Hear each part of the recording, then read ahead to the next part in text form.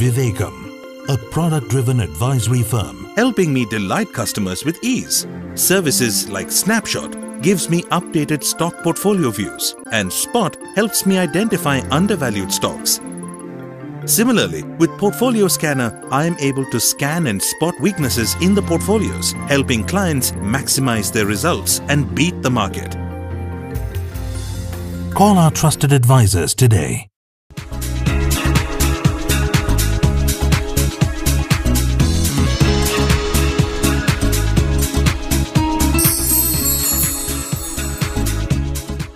Financial మ్యాటర్స్లో వేరొకరి సలహాలు కోరే బదులుగా వేరొకరికి సలహాలు ఇచ్చే స్థాయికి తెలుగు వారిని సమాయత్తం చేయాలనే ఉద్దేశంతో వివేకం తలపెట్టినటువంటి లెర్న్ టు ఎర్న్ ప్రోగ్రామ్కి స్వాగతం. గడిచిన వారం మనం గమనించిన అంశం ఏంటంటే, ఏ కంపెనీ అయితే తన యొక్క ఆపరేటింగ్ పెర్ఫార్మెన్స్లో ప్రాఫిట్స్ని పెంచుకుంటూ వస్తుందో అందులో అంటే అలా 4 కంపెనీలు కనుక ప్రాఫిట్స్ని పెంచుకుంటే అందులో కనీసం 3 కంపెనీలు రాబోయే 3 నెలల కాలంలో అంటే రిజల్ట్స్ డిక్లేర్ చేసిన నాటి నుండి నెక్స్ట్ 3 మంత్స్ కాలంలో వాటి యొక్క స్టాక్ ప్రైస్లో కనీసం 10% పెరుగుదల నమోదు చేస్తున్నాయని గమనించాం. అంటే ఇహ నుండి ఎప్పుడూ కూడా వారి మాటలు వీరి మాటలు వినేటి బదులుగా కనుక ఏ కంపెనీ పెర్ఫార్మెన్స్ బాగున్నాయో చూసుకుని అందులో 4 కంపెనీలను ఎంచుకుని కనుక మనం సెలెక్ట్ చేసి అందులో పెట్టుబడి చేసి 10% లాభం వస్తే చాలు అనుకున్నట్లయితే బహుశా మీకు 3 కంపెనీల్లో ఆ 10% లాభం సంపాదించే అవకాశాలు చాలా మెండుగా ఉన్నాయి అని అర్థమైంది. అయితే ఇక్కడ మనం గమనించాల్సిన అంశాలు ఇంకొన్ని ఉంటాయి. అవేంటంటే, కంపెనీల యొక్క లాభాలు ఉన్నప్పుడు మాత్రమే షేర్ ప్రైస్లు ట్రేడ్ అవుతూ ఉంటాయా, ఒకవేళ నష్టాలు వస్తున్నా కూడా ట్రేడ్ అవుతూ ఉంటాయా అని మనకి సందేహం కలగవచ్చు. ఇక్కడ మనం గమనించాల్సిన ప్రధానమైన అంశం ఏంటంటే, స్టాక్ మార్కెట్ పరిభాషలో స్టాక్ మార్కెట్లో చాలా విపరీతంగా వాడబడేటువంటి అంశంగా మనం ప్రైస్ ఎర్నింగ్స్ రేషియో గురించి మనం గత ఎపిసోడ్లో చర్చించడం జరిగింది. దానికి మనం ఏం చెప్తామంటే, ఏ కంపెనీ అయినా కనుక ఒక్కొక్క షేరుకి 10 రూపాయలు కనుక లాభం సంపాదిస్తూ ఆ యొక్క కంపెనీ షేర్ కనుక మార్కెట్లో 100 రూపాయల్లో ట్రేడ్ అవుతున్నట్లయితే వెంటనే మార్కెట్ పరిభాషలో దాన్ని ఏమని చెప్తారంటే, 100 రూపాయలకి ట్రేడ్ అవుతున్న షేరు సంపాదిస్తున్నది 10 రూపాయల లాభం కాబట్టి దాని యొక్క ప్రైస్ ఎర్నింగ్స్ రేషియో ఎంత అంటే 100ని 10 పెట్టి డివైడ్ చేసి 10గా చెప్తారు. అంటే ప్రైస్ ఎర్నింగ్స్ రేషియో ఈ కంపెనీకి 10 అని చెప్తారు. అటువంటి కంపెనీ కనుక ఆ తరువాతి కాలంలో అంటే ఆ తర్వాత 3 నెలల కాలంలో డిక్లేర్ చేసిన రిజల్ట్స్ ప్రకారం 12 నెలల కాలానికి కనుక అంటే ట్రైలింగ్ 12 మంత్స్ అనే కాన్సెప్ట్ పోయిన ఎపిసోడ్లో అవంతి క్లియర్గా ఎక్స్ప్లెయిన్ చేసింది. కాబట్టి నెక్స్ట్ వచ్చిన 12 మంత్స్లో అంటే నెక్స్ట్ వచ్చినటువంటి 12 మంత్ పీరియడ్లో కనుక చూసినట్లయితే ఆ కంపెనీ యొక్క ఎర్నింగ్స్ 15 రూపాయలు అయిపోయింది అనుకోండి, అంటే ఎర్నింగ్స్ పర్ షేర్ 15 రూపాయలు అయిపోయింది అనుకోండి. మార్కెట్లో వెంటనే ఏం చేస్తారంటే, అంతకుముందు 10 రూపాయలు వచ్చినప్పుడు 100 రూపాయలుగా ట్రేడ్ అయింది కాబట్టి 15 రూపాయలు వచ్చినప్పుడు 150 రూపాయలుగా ట్రేడ్ అవుతుందని ఎక్కువ మంది భావిస్తూ దాని ప్రకారం అంచనాలు కట్టి 120 రూపాయల్లో ట్రేడ్ అవుతున్నా కూడా అప్పుడు కూడా కొనడానికి ప్రయత్నిస్తారు. అంటే మొన్నటి వరకు 100 రూపాయల్లో ట్రేడ్ అయ్యి రిజల్ట్స్ వచ్చిన తర్వాత 120 రూపాయలు ట్రేడ్ అవుతున్నటువంటి ఈ షేర్ని 150 రూపాయలు అవుతుందేమో అని అంచనా కట్టి కొనుక్కోవడం జరుగుతూ ఉంటుంది. అలా కొనుక్కునేవాళ్ళు అంటే కేవలం ప్రైస్ ఎర్నింగ్స్ రేషియోని మాత్రమే ఆధారపడి కొనుక్కునే వాళ్ళలో మెజారిటీ అంటే 90% పైగా కూడా నష్టాలు కూడగట్టుకోవడం జరుగుతుంది. దానికి కారణం ఏంటో తెలుసుకోవాలి అంటే కొద్దిగా డిసెక్ట్ చేసి అంటే దీని అంతటినీ కూడా డీకోడ్ చేసి ఆ స్టాక్ మార్కెట్ ప్రైస్లో ఉండేటువంటి ప్రైస్ గురించి కాసేపు పక్కన పెట్టి ఆ స్టాక్ యొక్క ఫెయిర్ ప్రైస్ ఎలా నిర్ణయించాలి, దాని యొక్క ఉన్నటువంటి భాగోగులు ఏంటి, దాని వెనుకున్న భాగోతం ఏంటో తెలుసుకునే ప్రయత్నం మనం చేయాలి. ఆ దిశగా ప్రయత్నం చేస్తూ ఇవాళ మేము చెప్పేటువంటి అంశం ఏంటంటే, ఈ స్టాక్ అయినా సరే ఫర్ ఎగ్జాంపుల్ ఇప్పుడు వరకు మనం చర్చించినటువంటి ఈ ఎగ్జాంపుల్నే తీసుకుందాం. అంటే 100 రూపాయలు ట్రేడ్ అవుతున్న షేరు నిన్నటి వరకు వచ్చినటువంటి ఎర్నింగ్స్ పర్ షేర్ కనుక 10 రూపాయలు ఉన్నట్లయితే వెంటనే మనం చెప్తుంది ఏమని చెప్తున్నారు, 10 PE రేషియో అని చెప్పారు. మరి ఆ PE రేషియో కనుక అంత ఇంపార్టెంట్ అయినట్లయితే అంటే కేవలం లాభాలున్న కంపెనీలే కనుక ట్రేడ్ అవుతూ PE రేషియో ప్రకారమే ట్రేడ్ అవటం నిజమే కనుక అయినట్లయితే ఒక్క క్షణం ఆలోచించి ఆ నెక్స్ట్ పీరియడ్లో అంటే నెక్స్ట్ వచ్చినటువంటి 12 నెలల కాలానికి కనుక చూసినట్లయితే ఒకవేళ ఆ కంపెనీ 10 రూపాయలు లాభం బదులుగా ₹1 నష్టం తీసుకొచ్చింది అనుకోండి, అంటే ₹1 నష్టం సంపాదించింది అనుకోండి, అప్పుడు ఆ స్టాక్ ప్రైస్ ఏం కావాలి, కేవలం మ్యాథమెటిక్స్నే నమ్ముకుని మనం ఎప్పుడైనా సరే ఎర్నింగ్స్ ఎంత ఇంటూ PE రేషియో అంటే 10 పెట్టి డివైడ్ చేస్తే వచ్చేది దాని ధర అని చెప్పినట్లయితే మనం కూడా ఏం పొరపాటు చేస్తాము, -1 వచ్చింది అనుకోండి, -1 ఇంటూ 10 రూపీస్ వేస్తే మీ ఇంట్లో చదువుతున్న ఎలిమెంటరీ స్కూల్ పిల్లవాడిని అడిగినా కూడా వెంటనే ఏమని చెప్తారు, -1 ఇంటూ 10 వేసినట్లయితే -10 వస్తుంది అని చెప్తారు. అంటే దాని ప్రకారం నెగిటివ్ షేర్ ప్రైస్ ఉండాలి లేదా కనీసం షేరు ట్రేడే కాకూడదు అని. కానీ మనం చూసినట్లయితే అంటే మన గత చరిత్ర చూసినట్లయితే నష్టాలు వస్తున్న కంపెనీలు కూడా స్టాక్ మార్కెట్లో ట్రేడ్ అవుతూనే ఉంటాయి. అంటే మనం గమనించాల్సింది ఏంటంటే ప్రతి స్టాక్లో కూడా కేవలం PE రేషియోనే ఆధారం చేసుకుని స్టాక్ ప్రైస్ను ఊహించడం లేదా విలువ కట్టడం అనేది చేసే ప్రక్రియ మంచిది కాదు, లోపభూయిష్టం అని మనం తెలుసుకోవాలి. మరి దానికి సారాంశం ఏంటి, దానికి ఉన్నటువంటి సొల్యూషన్ ఏంటో కూడా మనం గమనించే ప్రయత్నం చేయాలి. ఆ దిశగా కూడా వివేకం చాలా ప్రయత్నం చేసి కొన్ని స్లైడ్స్ని మీకు తేలికగా అర్థం కావడానికి వీలుగా మీకు ప్రజెంట్ చేసేటువంటి ప్రయత్నం చేయబోతోంది. ఇప్పుడు స్క్రీన్ మీద కనబడుతున్న స్లైడ్లో చూపిస్తున్నట్లుగా ఒక కంపెనీ యొక్క షేర్ ప్రైస్ 200 ఉన్నట్లయితే ఆ కంపెనీ యొక్క ఎర్నింగ్స్ పర్ షేర్ కనుక 10 రూపాయలు అన్నట్లయితే దాని PE రేషియో ఎంత అని అడిగితే వెంటనే 200ని 10 పెట్టి డివైడ్ చేసి 20గా చెప్పడం జరుగుతుంది.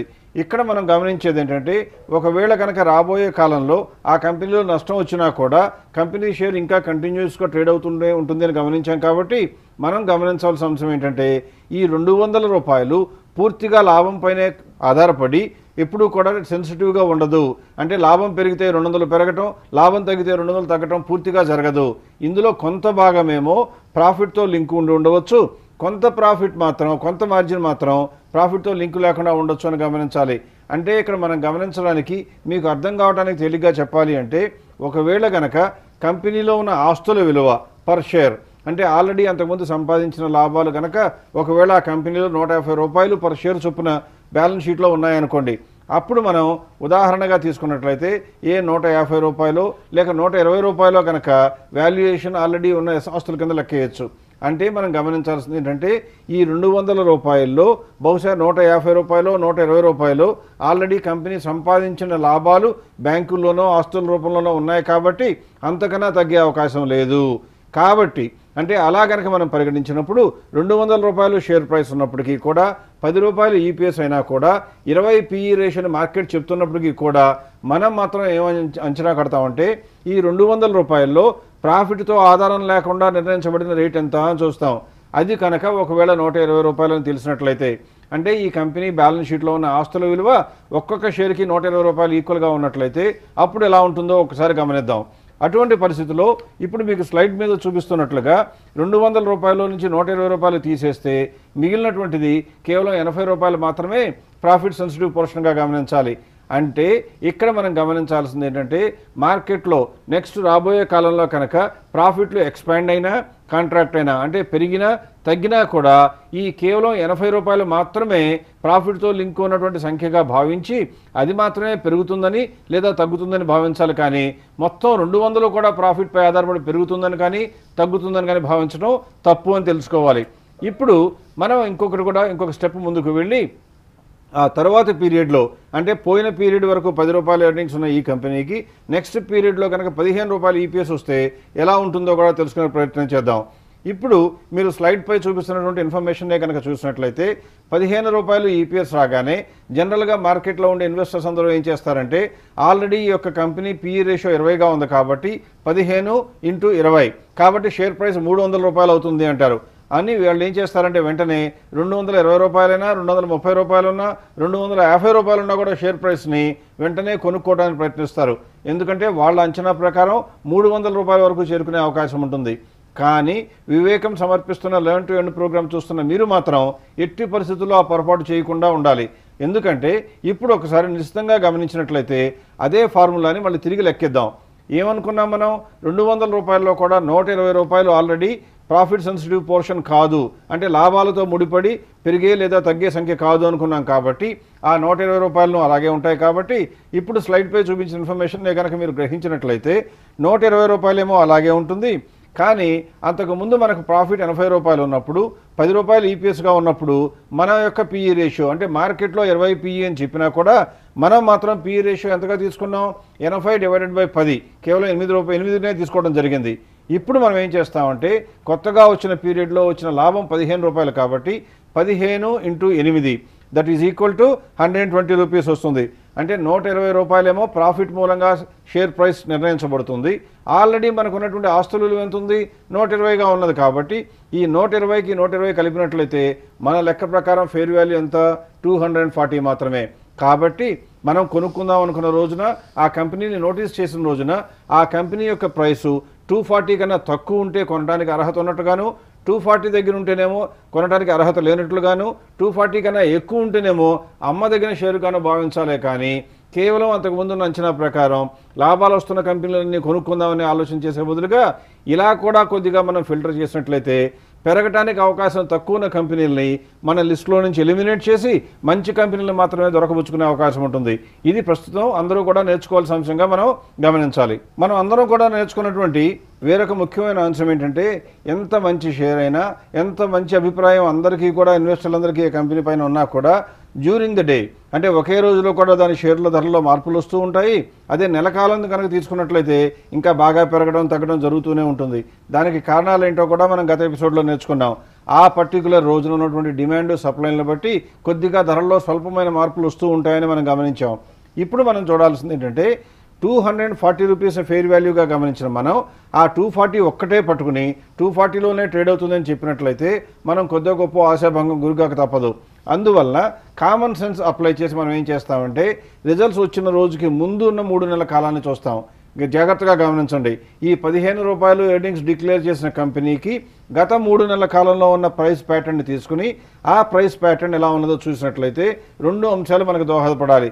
ఒకటి, ఆ 3 నెలల్లో యావరేజ్గా ఎంతలో ట్రేడ్ అయిందో తెలుస్తుంది ఒక అంశం. రెండవది, ఎన్నిసార్లు యావరేజ్ దగ్గర నుంచి దూరంగా పైకి కానీ క్రిందకి కానీ చేరడం జరిగిందో చూసినట్లయితే దాన్ని మనం వాలటైలిటీ లేదా స్టాండర్డ్ డీవియేషన్ చెప్పడం జరుగుతుంది. ఆ వాలటైలిటీని లెక్కించడం అనేది సింపుల్గా స్టాటిస్టికల్ ప్రక్రియ. ఒకవేళ మీకు ఎవరికైనా సందేహం ఉన్నట్లయితే మీకు దగ్గరలో ఉన్న 9th class 10th class students కానీ మ్యాక్సిమం ఇంటర్మీడియట్ స్టూడెంట్స్ని కనుక స్టాటిస్టిక్స్లో చూసుకుని సిగ్మా అంటే ఏంటో చెప్పమ్మా అంటే వెంటనే వాళ్ళు మీకు సిగ్మా లెక్కించడం చెప్తారు. అలా స్టాండర్డ్ డీవియేషన్ కనుక లెక్కేసినట్లయితే మనకి రెండో అంశం కూడా వచ్చి చేరుతుంది. ఎప్పుడూ కూడా స్టాక్ మార్కెట్లో కానివ్వండి ప్రపంచవ్యాప్తంగా ఉన్నటువంటి డేటా పాయింట్స్లో చూసినప్పుడు ఎప్పుడు కూడా యావరేజ్ తీసుకుని యావరేజ్కి కనుక 3 సార్లు సిగ్మా కలిపి అంటే 3 సార్లు స్టాండర్డ్ డీవియేషన్ కలిపి మ్యాక్సిమం వాల్యూ 3 సార్లు స్టాండర్డ్ డీవియేషన్ తీసేస్తే మినిమం వాల్యూ వస్తుంది అని చెప్తూ ఉంటారు. అదే సిద్ధాంతాన్ని మనం ఇక్కడ అమలుపరిచినట్లయితే ఇలా ఉండవచ్చు. అదేంటంటే ఇలా 15 రూపాయల ఎర్నింగ్స్ డిక్లేర్ చేసిన ఈ కంపెనీ గత 3 నెలల కాలంలో చూస్తే యావరేజ్ ప్రైస్ ఎంత ఉందో చూసుకున్న తర్వాత వాలటైలిటీ చూసినప్పుడు స్టాండర్డ్ డీవియేషన్ 10గా వచ్చిందనుకోండి, వెంటనే మనం ఏం చేస్తామంటే ఆ స్టాండర్డ్ డీవియేషన్ దొరకబుచ్చుకుని ప్రస్తుతం మనం కానీ లెక్కేసినటువంటి 240 రూపీస్ ఫెయిర్ వాల్యూకి అప్లై చేయడానికి ప్రయత్నం చేస్తాం. అంటే ఏం చేస్తామంటే ఫెయిర్ వాల్యూ 240 మ్యాక్సిమం ఎంతవరకు చేరొచ్చో ఒక అంచనాకు రావడానికి ప్రయత్నిస్తాం. కాబట్టి మనం ఏం చేస్తామంటే ఈ 240కి స్టాండర్డ్ డీవియేషన్ 10 రూపాయలు వచ్చింది కాబట్టి 3 పెట్టి మల్టిప్లై చేస్తే 30 రూపాయలు.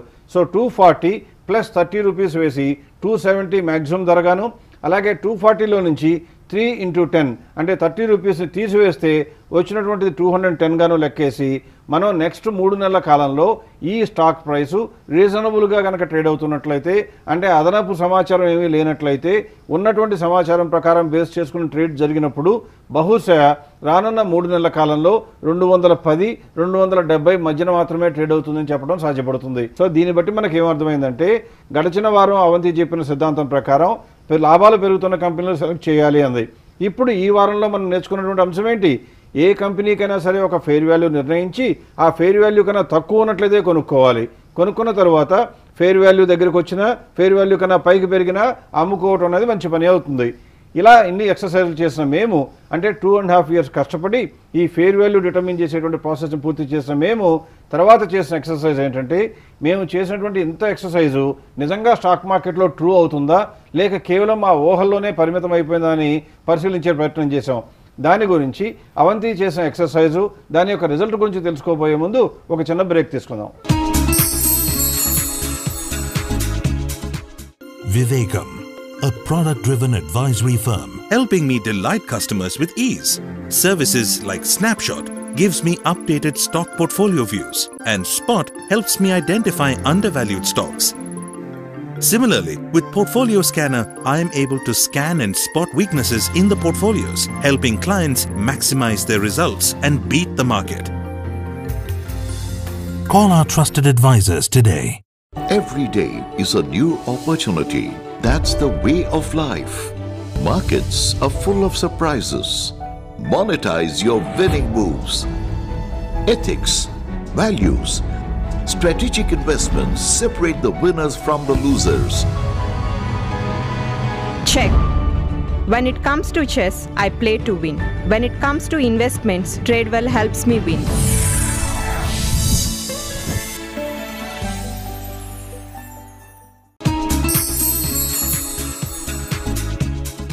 వివేకం సమర్పిస్తున్న లెర్న్ టు విన్ ప్రోగ్రామ్కి తిరిగి స్వాగతం. అవంతి, మనం చేసినటువంటి స్టడీ మొత్తం కూడా ప్రైస్ డిటర్మినేషన్ కోసం ట్రై చేసాం. అందులో ప్రైసెస్ డిటర్మిన్ చేయడం జరిగింది. ఆ తర్వాత చేసిన ఎక్సర్సైజ్ గురించి ఒకసారి చెప్పు. ఏదైనా ఒక షేర్లో కనుక ఎక్కువ మంది ఇన్వెస్టర్స్ రెగ్యులర్గా యాక్టివ్గా ట్రేడ్ చేస్తున్నట్లయితే ఆ స్టాక్ ప్రైస్ వాలటైలిటీ అనేది తక్కువ ఉంటుంది. ఒకవేళ ఏదైనా స్టాక్లో చాలా తక్కువ మంది ఇన్వెస్టర్స్ లేదా ట్రేడర్స్ ఇన్వెస్ట్ చేసినట్లయితే ఆ స్టాక్ ప్రైస్ వాలటైలిటీ ఎక్కువ ఉండే ఛాన్సెస్ ఉంటుందన్నమాట. ఈ వాలటైలిటీనే సిగ్మా అని కూడా అంటారని ఇందాక మనకి ప్రసాద్ గారు చెప్పారు. ఈ సిగ్మాని వాడుకుని మేము ఆ స్టాక్ ప్రైసెస్కి హై అండ్ లో వాల్యూస్ డిటర్మైన్ చేయటం కూడా చేశాము. ఇలా హై అండ్ లో రేంజెస్ నెక్స్ట్ 3 monthsలో ఏముంటాయో డిటర్మైన్ చేసిన మేము ఎన్ని కంపెనీ ప్రైసెస్ ఎన్నిసార్లు ఈ రేంజ్లో పడినాయో చూడటానికి కూడా ట్రై చేశాము. మాకు కూడా సర్ప్రైజ్ అయ్యేటట్లుగా 81.7% of the times company stock prices అన్నీ కూడా మేము డిటర్మైన్ చేసిన ఈ రేంజ్లో పడటం అనేది మేము గమనించాము. ఇలా అన్ని కంపెనీస్ 81.7% ఆఫ్ ద టైమ్స్ పడినట్లయితే లార్జ్ క్యాప్ స్టాక్స్ విషయానికి వచ్చినట్లయితే ఇంకా సర్ప్రైజ్ ఇచ్చేటట్లుగా 90, 95, 100% ఆఫ్ ద టైమ్స్ కూడా చాలా కంపెనీల ప్రైసెస్ ఈ రేంజ్లో మూవ్ అవటం మేము చూసాము. ఇందువల్లనే చాలా మంది leading stock brokers in India కూడా వివేకం ఇచ్చే ఈ అనాలిసిస్ని వాడుకుంటూ ఉంటున్నారు. అంటే మంచి కంపెనీలు, మంచి పెర్ఫార్మెన్స్ ఇచ్చిన కంపెనీలు, అందులో రిజల్ట్స్ డిక్లేర్ చేసే నాటికి మన ఫెయిర్ వాల్యూ కన్నా తక్కువలో ఉన్న కంపెనీలు చూసి అందులో ఎన్ని కంపెనీలు నెక్స్ట్ 3 monthsలో 10% పెరిగాయి అని మేము అడగటం జరిగింది. అలా అనలైజ్ చేసి తీసినప్పుడు టు అవర్ సర్ప్రైజ్ 87%, అంటే దాదాపుగా ప్రతి 10 కంపెనీల్లో 9 కంపెనీలు 10% కన్నా ఎక్కువ 3 నెలల్లో పెరిగినట్టుగా గమనించాం.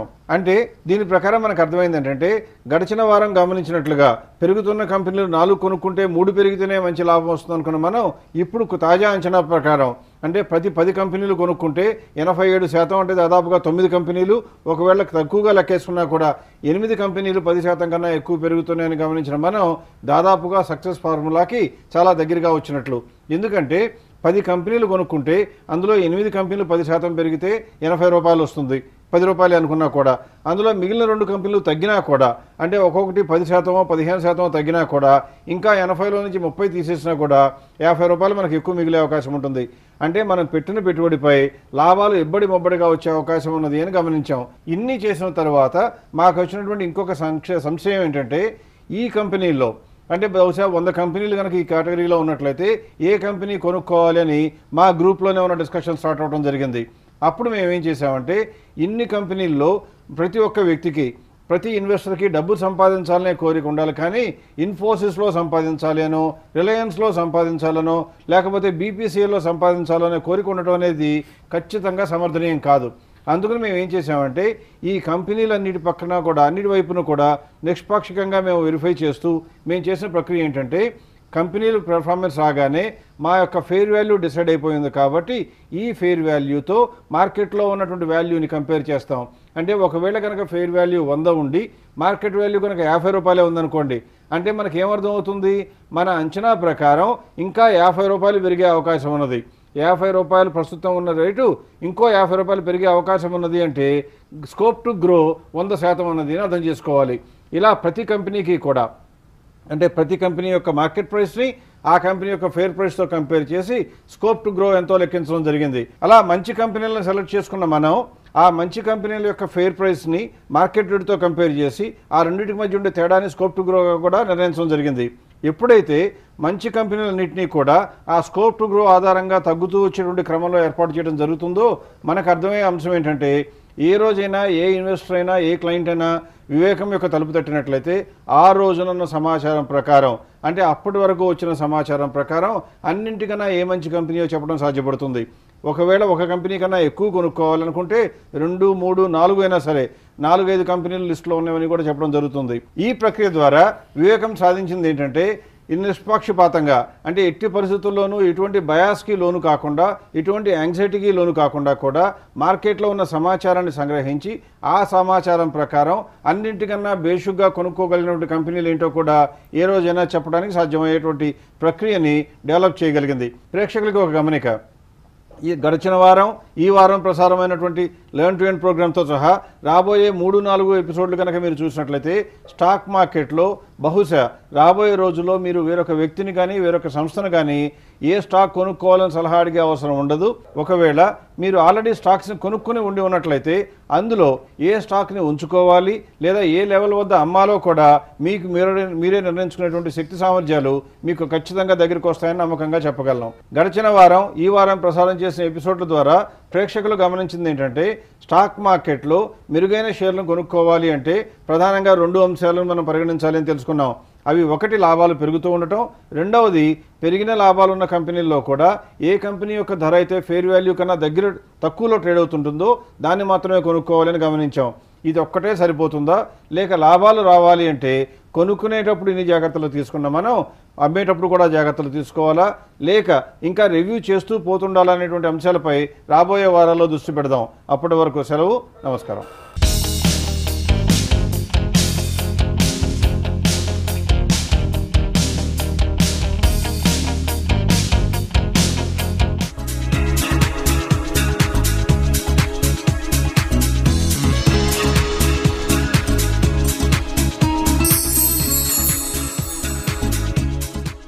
Vivekam, a product-driven advisory firm. helping me delight customers with ease. Services like Snapshot gives me updated stock portfolio views, and Spot helps me identify undervalued stocks. Similarly, with Portfolio Scanner, I am able to scan and spot weaknesses in the portfolios, helping clients maximize their results and beat the market. Call our trusted advisors today.